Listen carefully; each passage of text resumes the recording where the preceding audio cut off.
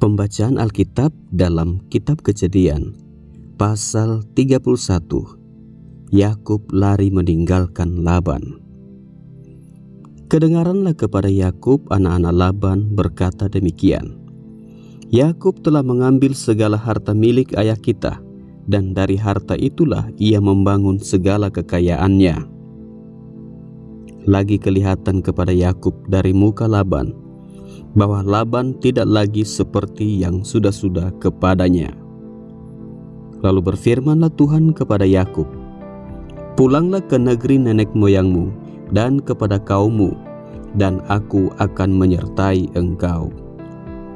Sesudah itu, Yakub menyuruh memanggil Rahel dan Lea untuk datang ke padang, ke tempat kambing dombanya. Lalu ia berkata kepada mereka, telah kulihat dari muka ayahmu bahwa ia tidak lagi seperti yang sudah-sudah kepadaku, tetapi Allah ayahku menyertai aku. Juga kamu sendiri tahu bahwa aku telah bekerja sekuat-kuatku pada ayahmu. Tetapi ayahmu telah berlaku curang kepadaku dan telah 10 kali mengubah upahku. Tetapi Allah tidak membiarkan dia berbuat jahat kepadaku. Apabila ia berkata, yang berbintik-bintiklah akan menjadi upahmu, maka segala kambing domba itu beroleh anak yang berbintik-bintik. Dan apabila ia berkata, yang bercoreng-corenglah akan menjadi upahmu, maka segala kambing domba itu beroleh anak yang bercoreng-coreng. Demikianlah Allah mengambil ternak ayahmu dan memberikannya kepadaku. Pada suatu kali pada masa kambing domba itu suka berkelamin, maka aku bermimpi dan melihat bahwa jantan-jantan yang menjantani kambing domba itu bercoreng-coreng, berbintik-bintik dan berbelang-belang. Dan malaikat Allah berfirman kepadaku dalam mimpi itu, Yakub. Jawabku, ya Tuhan. Lalu ia berfirman, angkatlah mukamu dan lihatlah bahwa segala jantan yang menjantani kambing domba itu bercoreng-coreng, berbintik-bintik dan berbelang-belang. Sebab telah kulihat semua yang dilakukan oleh Laban itu kepadamu. Akulah Allah yang di Betel itu, di mana engkau mengurapi tugu dan di mana engkau bernasar kepadaku. Maka sekarang bersiaplah engkau, pergilah dari negeri ini dan pulanglah ke negeri sanak saudaramu. Lalu Rahel dan Lea menjawab Yakub, katanya, bukankah tidak ada lagi bagian atau warisan kami dalam rumah ayah kami? Bukankah kami ini dianggap sebagai orang asing, karena ia telah menjual kami? Juga bagian kami telah dihabiskannya sama sekali. Tetapi segala kekayaan yang telah diambil Allah dari ayah kami adalah milik kami dan anak-anak kami. Maka sekarang perbuatlah segala yang difirmankan Allah kepadamu. Lalu bersiaplah Yakub, dinaikkannya anak-anaknya dan istri-istrinya ke atas unta. Digiringnya seluruh ternaknya dan segala apa yang telah diperolehnya, yakni ternak kepunyaannya yang telah diperolehnya di Padan Aram, dengan maksud pergi kepada Ishak ayahnya ke tanah Kanaan. Adapun Laban telah pergi menggunting bulu domba-dombanya. Ketika itulah Rahel mencuri terafim ayahnya. Dan Yakub mengakali Laban orang Aram itu dengan tidak memberitahukan kepadanya bahwa ia mau lari. Demikianlah ia lari dengan segala harta miliknya. Ia berangkat menyeberangi sungai Efrat dan berjalan menuju pegunungan Gilead. Laban mengejar Yakub. Ketika pada hari ketiga dikabarkan kepada Laban bahwa Yakub telah lari, dibawanyalah sanak saudaranya bersama-sama. Dikejarnya Yakub 7 hari perjalanan jauhnya. Lalu ia dapat menyusulnya di pegunungan Gilead. Dibawanyalah sanak saudaranya bersama-sama, dikejarnya Yakub 7 hari perjalanan jauhnya. Lalu ia dapat menyusulnya di pegunungan Gilead. Pada waktu malam datanglah Allah dalam suatu mimpi kepada Laban, orang Aram itu, serta berfirman kepadanya, "Jagalah baik-baik, supaya engkau jangan mengatai Yakub dengan sepatah kata pun." Ketika Laban sampai kepada Yakub, Yakub telah memasang kemahnya di pegunungan. Juga Laban dengan sanak saudaranya telah memasang kemahnya di pegunungan Gilead. Berkatalah Laban kepada Yakub, "Apakah yang kau perbuat ini? Maka engkau mengakali aku dan mengangkut anak-anakku perempuan sebagai orang tawanan. Mengapa engkau lari diam-diam dan mengakali aku? Mengapa engkau tidak memberitahu kepadaku, supaya aku menghantarkan engkau dengan sukacita dan nyanyian dengan rebana dan kecapi? Lagi pula engkau tidak memberikan aku kesempatan untuk mencium cucu-cucuku laki-laki dan anak-anakku perempuan. Memang bodoh perbuatanmu itu. Aku ini berkuasa untuk berbuat jahat kepadamu.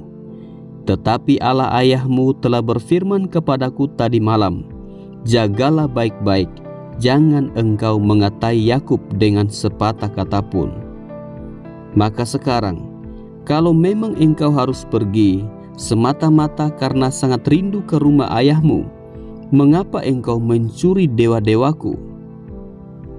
Lalu Yakub menjawab Laban, "Aku takut karena pikirku, jangan-jangan engkau merampas anak-anakmu itu daripadaku.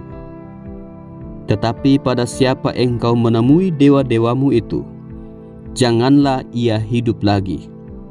Periksalah di depan saudara-saudara kita segala barang yang ada padaku, dan ambillah barangmu." Sebab Yakub tidak tahu bahwa Rahel yang mencuri terafim itu. Lalu masuklah Laban ke dalam kemah Yakub dan ke dalam kemah Lea dan ke dalam kemah kedua budak perempuan itu. Tetapi terafim itu tidak ditemuinya. Setelah keluar dari kemah Lea, ia masuk ke dalam kemah Rahel. Tetapi Rahel telah mengambil terafim itu dan memasukkannya ke dalam pelana untanya dan duduk di atasnya. Laban menggeledah seluruh kemah itu, tetapi terafim itu tidak ditemuinya. Lalu kata Rahel kepada ayahnya, "Janganlah Bapa marah, karena aku tidak dapat bangun berdiri di depanmu, sebab aku sedang haid." Dan Laban mencari dengan teliti, tetapi ia tidak menemui terafim itu. Lalu hati Yakub panas dan ia bertengkar dengan Laban. Ia berkata kepada Laban, "Apakah kesalahanku? Apakah dosaku? Maka engkau memburu aku sehebat itu. Engkau telah menggeledah segala barangku. Sekarang apakah yang kau temui dari segala barang rumahmu? Letakkanlah di sini di depan saudara-saudaraku dan saudara-saudaramu, supaya mereka mengadili antara kita berdua. Selama 20 tahun ini aku bersama-sama dengan engkau. Domba dan kambing betinamu tidak pernah keguguran, dan jantan dari kambing dombamu tidak pernah kumakan. Yang diterkam oleh binatang buas tidak pernah kubawa kepadamu. Aku sendiri yang menggantinya. Yang dicuri orang, baik waktu siang, baik waktu malam, selalu engkau tuntut daripadaku. Aku dimakan panas hari waktu siang dan kedinginan waktu malam, dan mataku jauh daripada tertidur. Selama 20 tahun ini aku di rumahmu. Aku telah bekerja padamu 14 tahun lamanya untuk mendapat kedua anakmu, dan 6 tahun untuk mendapat ternakmu, dan engkau telah 10 kali mengubah upahku. Seandainya Allah ayahku, Allah Abraham, dan yang disegani oleh Ishak tidak menyertai aku, tentulah engkau sekarang membiarkan aku pergi dengan tangan hampa. Tetapi kesengsaraanku dan jeripayahku telah diperhatikan Allah, dan Ia telah menjatuhkan putusan tadi malam. Perjanjian antara Yakub dan Laban. Lalu Laban menjawab Yakub, "Perempuan-perempuan ini anakku, dan anak-anak lelaki ini cucuku, dan ternak ini ternakku. Bahkan segala yang kau lihat di sini adalah milikku. Jadi apakah yang dapat kuperbuat sekarang kepada anak-anakku ini, atau kepada anak-anak yang dilahirkan mereka? Maka sekarang marilah kita mengikat perjanjian, aku dan engkau, supaya itu menjadi kesaksian antara aku dan engkau." Kemudian Yakub mengambil sebuah batu dan didirikannya menjadi tugu. Selanjutnya berkatalah Yakub kepada sanak saudaranya, "Kumpulkanlah batu." Maka mereka mengambil batu dan membuat timbunan. Lalu makanlah mereka di sana di dekat timbunan itu. Laban menamai timbunan batu itu Yegar Sahaduta, tetapi Yakub menamainya Galet. Lalu kata Laban, "Timbunan batu inilah pada hari ini menjadi kesaksian antara aku dan engkau." Itulah sebabnya timbunan itu dinamainya Galet. Dan juga Mispa, sebab katanya, "Tuhan kiranya berjaga-jaga antara aku dan engkau apabila kita berjauhan. Jika engkau mengaibkan anak-anakku, dan jika engkau mengambil istri lain di samping anak-anakku itu, ingatlah, walaupun tidak ada orang dekat kita, Allah juga yang menjadi saksi antara aku dan engkau." Selanjutnya kata Laban kepada Yakub, "Inilah timbunan batu dan inilah tugu yang kudirikan antara aku dan engkau." Timbunan batu dan tugu inilah menjadi kesaksian bahwa aku tidak akan melewati timbunan batu ini mendapatkan engkau, dan bahwa engkau pun tidak akan melewati timbunan batu dan tugu ini mendapatkan aku dengan berniat jahat. Allah Abraham dan Allah Nahor, Allah ayah mereka, kiranya menjadi hakim antara kita. Lalu Yakub bersumpah demi yang disegani oleh Ishak ayahnya. Dan Yakub mempersembahkan korban sembelihan di gunung itu. Ia mengundang makan sanak saudaranya, lalu mereka makan serta bermalam di gunung itu. Keesokan harinya pagi-pagi Laban mencium cucu-cucunya dan anak-anaknya serta memberkati mereka. Kemudian pulanglah Laban kembali ke tempat tinggalnya.